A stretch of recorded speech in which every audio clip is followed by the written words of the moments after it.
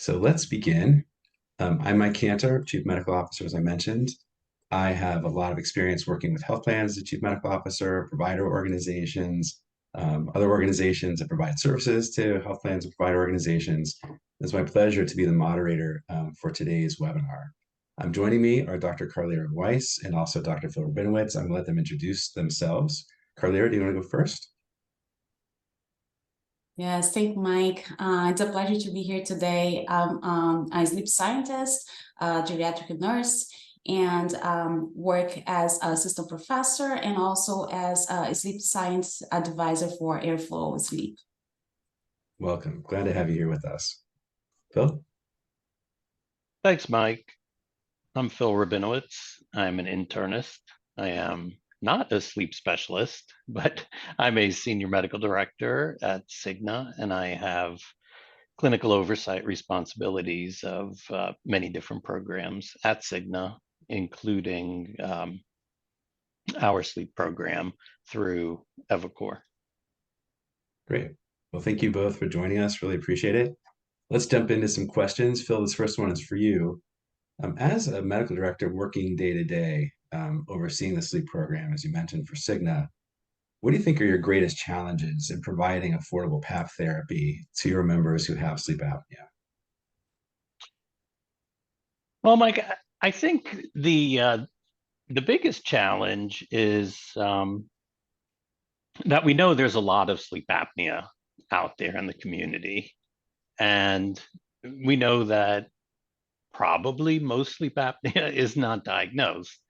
So if we assume, say, in the male population that 15% of males have sleep apnea, probably higher in the older community, definitely higher in the African American community. And the female population, so say 5%, 10%, we're not seeing anything like that. So there's really not a great screening tool to get our members, your patients into testing. So if there was some, magic screener, that would obviously be the ideal.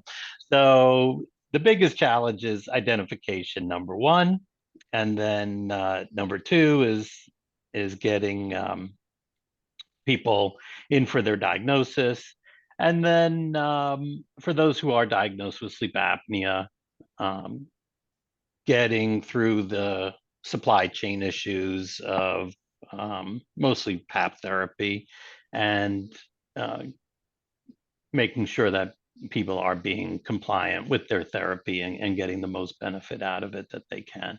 So I would list those as our main challenges. Great. Carlera, anything you would like to add in terms of challenges that you see? I would second what Phil said about the one of the biggest challenges being just diagnosing identification of who is out there that has sleep apnea. And I think the education, health education in general, how people could understand some of the symptoms and raise the red flag that they may have sleep apnea, especially for the population who are most at risk, such as African American, knowing that snoring out loud or gasping for air, waking up with the headache the next day, waking up with the dry mouth or a dry throat constantly, and knowing that those are symptoms that should be checked. I think that's the one of the biggest issues that we have right now in our community here. Just get the information out that they may have sleep apnea, or just incentivize them for a follow-up, whatever one of the nurses or one of the doctors let them know that they might be at risk, and understand the health consequences that untreated obstructive sleep apnea have for them, and making that call to really go for evaluation and use the CPAP and stay compliant with using it. Makes sense. Thank you. So one of the things that you both commented on, Phil, a little bit more directly, is this issue of supply chain. Obviously, during the pandemic, there was a lot of issues across the economy I think it became like the universal excuse anytime anything went wrong was supply chain. So now that we're sort of post-pandemic, although we're not post-COVID, really post-pandemic, now it's more endemic, I would say, and we're learning to live with COVID, or COVID's learning to live with us. So if we look at it, um, are there still issues with supply chain? Are you still seeing challenges in terms of members who have somehow been identified, have been tested? We'll come back to the testing issues in just a minute. Is it still hard for people to get PAP therapy if they need it? So yeah, I'll take that, Mike. I would say the answer is yes. And I think there are actually two issues. So going into the supply chain problem was the Philips recall, of course, which took tons of units off the market, plus all the people who needed their units replaced. The production could not nearly keep up with that demand. And then there was the chip shortage. So the chip shortage was especially acute for medical device manufacturers because medical device manufacturers are really small potatoes in the global marketplace, and they did not have much clout. So when there were only some chips available, they were certainly at the far from the head of the line to get those chips. So we had hugely increased demand, hugely decreased supply, and that led to big shortage. The other issue that manifests itself was that the machines that could be produced, many of them could not be produced with the built-in telemetry, so that we could get compliance numbers and people could know where they were at with their own PAP therapy. So that was the big issue, and that was most acute a year, 18 months ago or so. But it's still an issue, and I think for many devices we still have a wait list, and that list, it varies, but it's a couple weeks at least to get a PAP device. Hmm. 'Cause I think there are places where you can find PAP devices. It's a question maybe of the supply chain plus pipeline and making sure we match up the supply better, perhaps the demand. But again, it's probably not every device for every person. It's probably not different doctors have different preferences in terms of which devices they think are better. I mean, all those things kind of enter into the availability. The Philips recall, that was basically what, 2 years ago? I mean, that's been a long time now. Is that still a factor, or is it more of the COVID related chip problem that you mentioned, Phil, that's sort of hurting supply? Um, yeah, I can't tell, which is the main driver, because I'm not a PAP maker, but I only know the outcome is that there are too few PAPs to go around. Got it. Are there anything you want to add? I mean, what are you seeing as a sleep scientist and someone who works in the field, the practical day-to-day issues of can your patients get their CPAPs when they need, or APAPs when they need them? Yeah, so even though it was 2021 and I was just thinking, I can't believe it was 2021 when we had the bigger issue, but we still see a few delays, as Phil said, for a couple of weeks. And the impact that it left in the patients or the study participants that we have is that fear of not having their PAP, or not having the supplies that they need for use their CPAP, or needing to have inline bacterial filter because they still think that the device that they use may have some issues. So that uncertainty is still lingering. So that's why it feels that it's still something current, even though it was in 2021 that we have the major issue going on. That's the perspective that we have here with the community in the center. Even for the research components, the participants still think about the CPAP recall, if they are at risk or not, because it was such a major issue on top of being during the pandemic. Got it. And recently, so Philips, there are two major manufacturers of positive airway pressure PAP devices, right? So it's Philips and ResMed. ResMed, in one of their devices, I think the Air 11, they did some sort of upgrade, which meant that they couldn't share data for a couple of months. I think that now has been resolved. But did that have any impact? I mean, we should anticipate that there will be issues from our suppliers, maybe supply chain, maybe data transmission. Did that affect your members or your patients? Yeah, so there are a lot of data issues with the compliance. So what you mentioned was one. The machines that don't have the built-in telemetry is another, and um,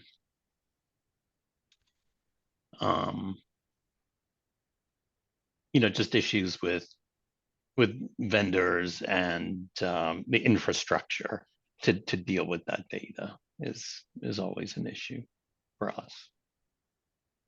And that's one of the things that you mentioned also, Phil, is the fact that some devices now don't have telemetry. So in order to actually understand the usage of the device, you usually have an SD card or some sort of way that they record it. Then you have to go and find a place where you can actually plug that in somehow and download it and then analyze it. Does that happen, or does it matter even? Like, are health plans looking at uh, adherence per, what percentage of the nights the person is using it for 4 hours or more? The standard being initially anyway, 70% of nights for at least 4 hours. What do you do when you can't access that data? Does it impact the way the health plan pays for or supports ongoing PAP supplies or the initial PAP, keeping that in place? So from a health plan perspective, we're always looking for value, right? So what is the value of being on PAP therapy if you're non-compliant? So there's no value to it. So we've done everything we can to remove the barriers to being diagnosed with sleep apnea and being treated for sleep apnea. But we would like to know that our members are benefiting from that therapy. So that telemetry data directly affects how we interact with those members. Do they get coaching? Do they need additional sleep study? Do they need different equipment? Do they need respiratory therapy evaluation or consultation? So to us, it's important. And because we want our members who are treated for sleep apnea to benefit from that treatment. If it's just sitting on a nightstand, that's not really benefiting anyone.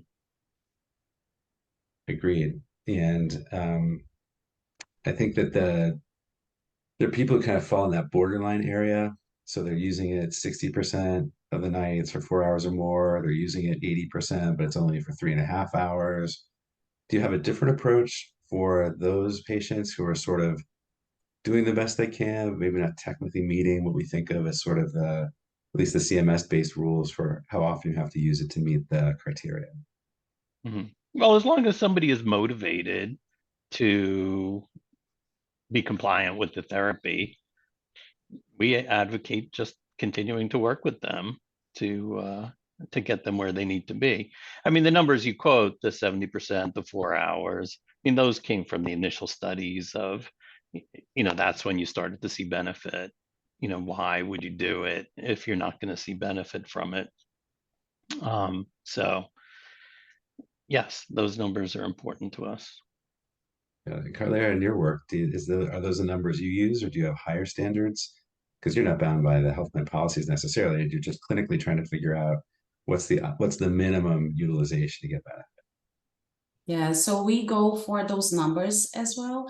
And we find that educating the patients that that compliance means not just that the insurance is going to reimburse the use for the CPAP or eliminate any fear of having the machine taken back from them if they don't use for that compliance, but educating them that the benefit for their health it's going to come based on that usage, based on the studies that we have, and also to the symptom management that they experience when they finally reach at least 4 hours per night, waking up the next day feeling different and having the report of how much more energy and their memory is getting better by using the CPAP. And that is the biggest selling point for them, saying, I'm feeling different if I hit my compliance. And so the studies are validated for my health improvement. Got it. Great. Well, in a slightly different area. So we've heard that the supply chain issues persist. They have to do with kind of chip supply as well as with other sort of broader manufacturing issues. The next question is sort of, suppose someone actually is screening positive. So their clinician, says to them, you're at high risk for sleep apnea. We know that sleep apnea can lead to other problems with heart failure, poorly controlled diabetes, hypertension, high blood pressure, et cetera. So we think, we'd like to do a test. Home testing obviously is the right approach for the overwhelming majority of those patients. How do you make sure that those patients get the right testing at the right place? Because I think there are a lot of clinicians who still see the value in an in-clinic test, overnight sleep test, rather than just sending the device to the patient's home or having the patient use it at home. What's the thinking now in terms of how do you encourage home-based testing versus in-clinic testing? Carlita, I'll let you take that one first. So that I can answer in 2 different ways. From the research perspective, we value having the in-home testing. We want to make sure that participants are in their home environment and to get the most accurate report for their nights. Thinking from the clinician side, some insurance are more flexible in accepting the home test for diagnosis. So depending on having the patient meeting certain criteria that make them eligible for the home testing, that's the main difference between having them in the center for in-lab sleep study or doing an at-home sleep study, really depending on how the insurance will see them as qualifying for the in-home testing. And that's how we lead for the clinician side. Great. So Phil, is in-home sleep testing the default, or is in-lab sleep testing the default? You have to get permission to do in-home. I'm just curious, sort of from a health plan perspective, how are you sort of encouraging people to get home sleep testing? So we see home sleep testing as preferable to an attended polysomnogram for several reasons. One, obviously, way less costly. 2, it is a far better experience for for our customers, members, patients, to sleep in their own bed and to be sleeping in the environment that they're normally sleeping in. And for people who are concerned about COVID risk and such, it's always better to stay away from healthcare facilities. So there are really no barriers to a home sleep study under our plan. Very easy to get that set up, and it's essentially not going to be any utilization review on that. For an attended study, which some people still need, probably 15 or 20% of people will need an attended study. And we have the criteria spelled out in the coverage policies, of course, consistent with the ASAM criteria. And so your heart failure patients, your people with severe respiratory disease, pulmonary hypertension, super morbid obesity, et cetera, or people who have had a home sleep study that was non-diagnostic, of course. But definitely with you, home sleep study is preferable for almost everyone. Great. Anything new in terms of health plan coverage policies?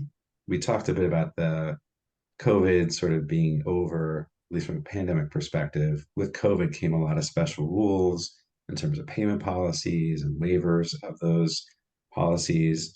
We know that on the Medicaid side, a lot of people now have had to sort of reapply and to sign up again for Medicaid, which has resulted in lost coverage, especially in certain states.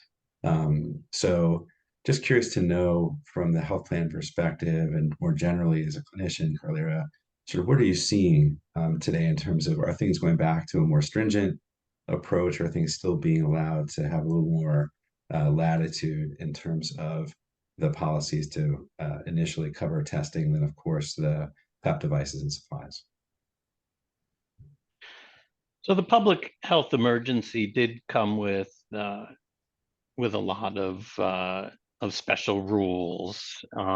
For example, there was an extended special enrollment period for individual policies. You know, the Obamacare, quote, Obamacare type of policies.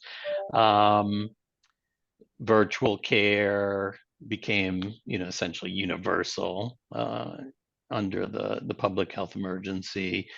Cost sharing, especially for COVID treatment, COVID testing, was all regulated.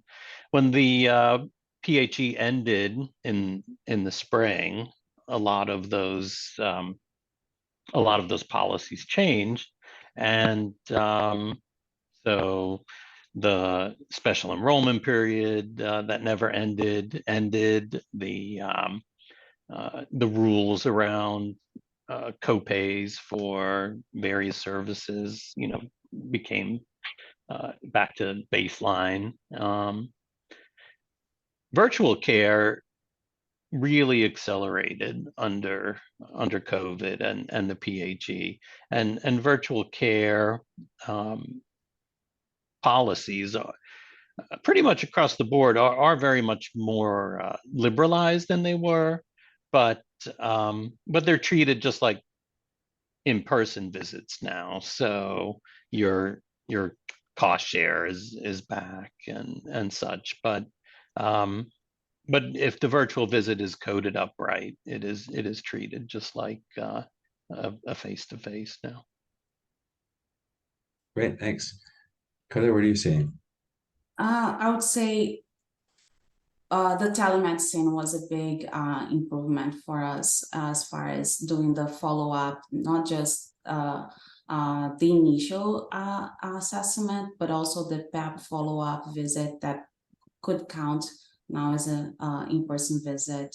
Having the follow-up with the nurses also to make sure that the pressure is still adequate for the participant, or let's say if somebody lose weight or have experienced some other condition from the time that they start using the CPAP, having the telemedicine services for that was a big improvement that we experienced. And it seems that now that the COVID is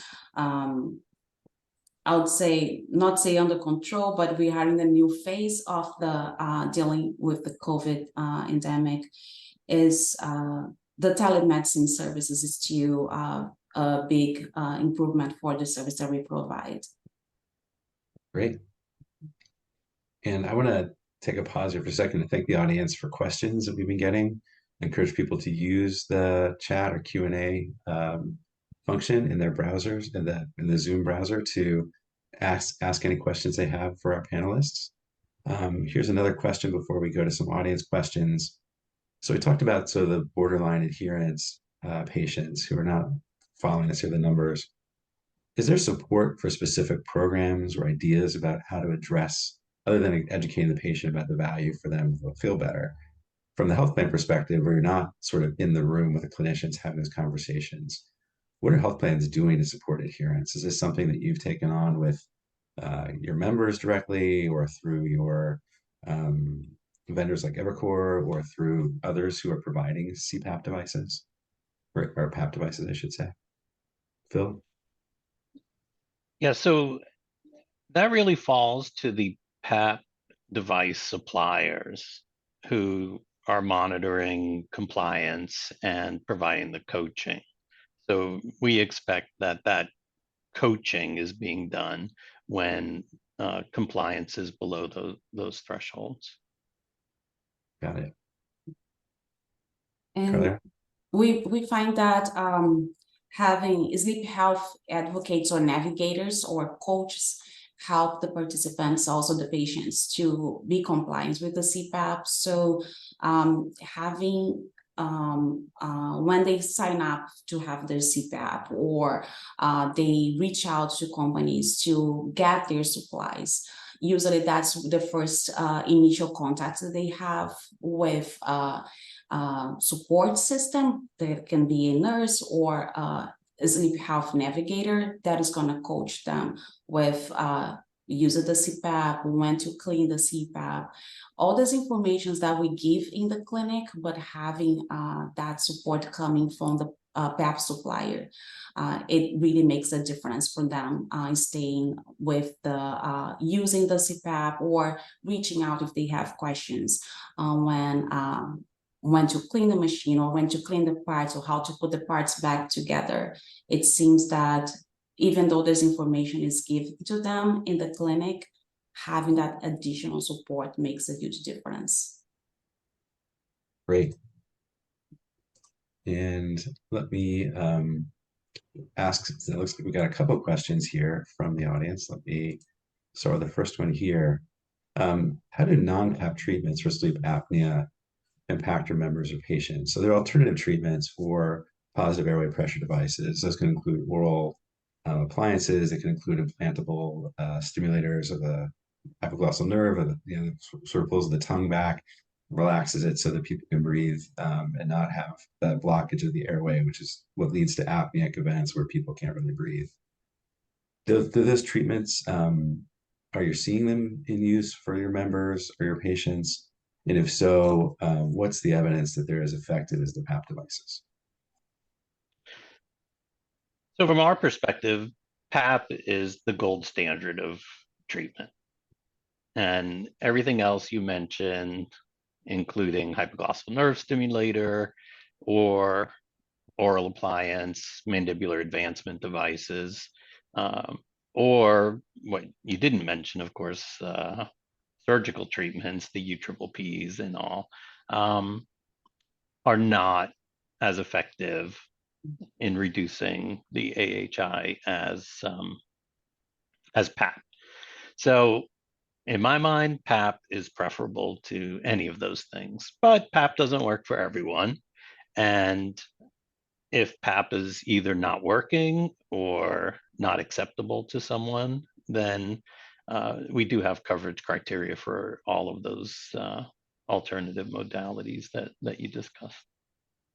Are you seeing any trends in terms of the fewer PAP as a percentage of the population? And I see advertisements for especially one of the nerve stimulators all the time on TV. Is that working? Like, are you seeing more people asking for this from their clinicians and getting it? We see more people asking for those, especially it seems that people have a fear of wearing the mask, or becoming familiar with wearing the mask. So sometimes they start off the conversation by asking some alternatives, like the oral appliances, or having the nerve stimulation, or even surgery. Unfortunately, not everybody qualifies to have those alternatives, and we still see the CPAP as the traditional gold standard for what we do. And most of the patients that have this fear of the mask, or the initial worries about wearing the mask, once they start with the right pressure and the right adjustment for the mask in their face, and start feeling improvements from the CPAP therapy, this fear goes away. And we also see them on follow-up saying that they're going to travel, how they're going to bring the mask, and they need to bring the mask because it makes a difference for them. So that's usually what we see. Got it. Do you think that overall we're doing better in diagnosing? We began by saying there are a lot of people out there who have sleep apnea that don't know they have it. And then once we raise that awareness and we diagnose people and we test them in their homes or in a lab, are we doing better in terms of the percentage of people who are able to maintain therapy, whether it's PAP or something else? Or are we just sort of seeing the numbers? Does adherence decline over time? Um, just curious to know sort of what you see as trends and overall success in treating sleep apnea. Well, I would say the best predictor of PAP compliance is their initial compliance. If you get people through those first couple of weeks, then you're going to see compliance going out for the distance. And I think our PAP compliance is high. It's in the at least 85 plus range, and that's where we like to see it. So, like I said, if you get people up front, which often requires quite a bit of coaching and help. Different, is this a nasal mask or a full face mask or a nasal pillow person? Do they need a humidifier? Do they need heated tube? There are a lot of decisions that can be made. There's different headgear, but if you could get someone comfortable up front, that is the best predictor of their long-term compliance, in my experience. So it's worth investing resources in that process of getting people onboarded, because it's easier from what you're saying to, if that person goes through that and is successful, then the odds of long-term success are much higher. Is that what you do, Carly? I mean, do you spend that extra time up front? It's sort of like if you have a patient with diabetes and now they're going to be using a continuous glucose monitor or they're going on insulin. It's a big change in treatment to go from not having sleep apnea, to knowing you have it but not being treated, to now you have to wear this thing every night, whether it's if it's a PAP device. How important is it to invest those resources right up front? This support up front makes a huge difference, just like Phil said. Going this extra time with them and making sure that they have the mask that is going to be most comfortable for them, the right pressure to feel like some of the patients, they are concerned about if the pressure is going to be too much in their mouth or their throat, or if they're not going to be able to turn their head to the side. The right pillow sometimes make a difference too. Once they have the right mask and the right titration for the pressure, having the right pillow makes also a difference. So spending a little time fine-tuning those details makes a difference, because then the patient starts noticing the difference when they feel better by using the CPAP, and that the combination of having the extra care to identify the best option for mask, and as I said, even the pillow best for them, and feeling better using the CPAP, close the deal for being compliant and staying in good health. Great, makes a lot of sense. And Phil, are there things that your plan is doing or other plans you're aware of doing to push that early on the diagnosis, or is this something that you just anticipate that people like Carlera and others who are working in the vendor side are making sure that happens? Well, we are looking at targeting specific high-risk groups for enhanced identification, such as end-stage renal patients, et cetera. So we are making some outreaches, but we have to rely on people like Carlera to get the people in and tested. Exactly. Okay. So I'll ask one last question before we go. So what haven't we talked about that you think the audience needs to understand in terms of what health plans are doing? We talked about challenges, but what solutions? What's new or different, or anything that they should be thinking about doing that maybe they're not thinking about yet? If you could make one recommendation to health plans today, given what we know about COVID and supply chains and lack of diagnosis and home testing versus lab testing, what's the one thing, maybe we've talked about it, but we haven't, that you think health plans really need to be aware of and potentially should do to encourage better management of sleep apnea? Carly, I'll let you take that one first. Mhm. I would say the one thing we kind of touched on that in the beginning, with being the biggest challenge right now, reaching out to populations who are at risk and don't know that they have sleep apnea, such as African Americans, overweight people, that they might be so used to have certain symptoms and not knowing that there is an indicator that they may have obstructive sleep apnea. So I would say if the health plans have a way to identify this, either by the medical records for a simple question, such as do you snore? Do you wake up with a headache the next day? Do you have a dry mouth when we wake up? As that being the initial conversation, to potentially evaluate them with a home study, identify if they have obstructive sleep apnea. Most of the times that somebody comes to the clinic, they've been having symptoms for many years before they make the first assessment. So, and we see by that time, when they come over, they already have cardiovascular consequences. They already have memory impairment. And then we need to get on track for the CPAP treatment, but also we are treating the diabetes and the cardiovascular disturbances and the memory impairment that they have accumulated over the years. So if we can work on that early identification, targeting the population that might be at risk, I think that would be the next milestone for clinicians and also for the insurance companies. So push the awareness. That's what you would say. Yeah. And we know a lot of people are out there that aren't diagnosed. Help us, help your members help themselves and get diagnosed. Yes, I think that's the next milestone we need to reach. Great. Phil, what are your thoughts? So my thoughts are that technology keeps advancing. And yes, we saw that with home sleep studies. We saw that with automatic titrating PAP, which I think is great. Continuously adjusting the PAP to the need increases efficacy and compliance and comfort and all.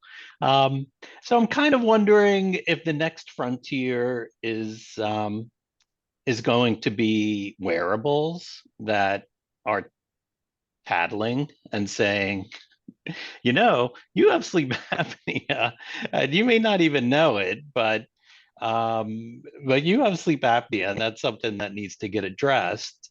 So as wearables become more ubiquitous and people start sleeping with them, or even some wearables that are listening from the charging station, we're going to find more sleep apnea just based on that. Do you think health plans should cover wearables for our members as a general way of capturing? Because it's not just sleep apnea. Once you have a wearable device, you can get data on activity, you can get data on heart rate and lots of things. And the wearables keep getting smarter in terms of the number of sensors that you can pack onto someone's wrist or patch or whatever. Do you think we're at the point now where health plans should be considering coverage of that for everybody? And not a consumer wearable that has other utility, but remote sensing medical devices, of course, can be covered. But consumer wearable that you can use for your, watch and checking your instant messages and such, no, that's not a medical device. Mhm. Some insurance companies now do use the data from no medical device, but some wearables for wellness points. So let's say if they're exercising how many times a day, staying up to 10,000 steps, they can use that data for collecting wellness points that can give a discount for gym membership, for example.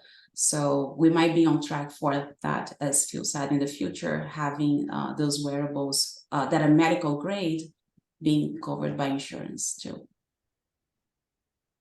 Interesting. But better living through technology. We're all Yeah. in favor of Or at that. least living through technology, Mike. There we go. Well, I want to The thank better is we'll reserve judgment. well, thank you both so much for this great conversation about health plan approaches to sleep apnea and how we're coping with the post-COVID era implications for supply chain, for coverage, for all the rest of it. It's been really great, and looking forward to continuing the discussion in the future. I hope we have different technologies, perhaps, or regularly checking in to kind of see how things go. But thank you both so very much, and look forward to talking to you again soon and to sharing this.